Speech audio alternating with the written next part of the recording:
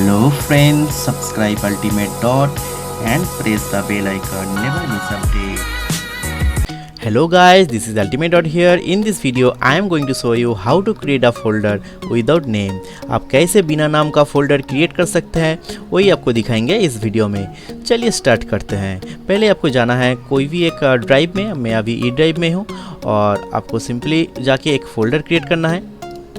आप देख सकते हैं अब मेरा फ़ोल्डर क्रिएट हो गया। मैं अभी न्यू फोल्डर का जो मेरा रीनेम है उसको मिटा के एंटर क्लिक करूँगा, तभी भी मेरा नाम नहीं हटेगा। तो कैसे हटाना है इस नाम को, आपको सिंपली रीनेम पे जाना है और इसको मिटाना है और आपका कीबोर्ड में ऑल्ट का बटन प्रेस करके टाइप करना है 0160, उसके बाद enter.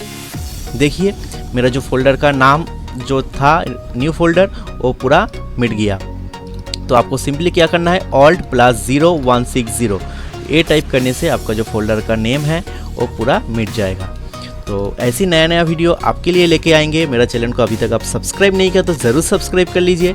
And thanks for watching and don't forget to subscribe.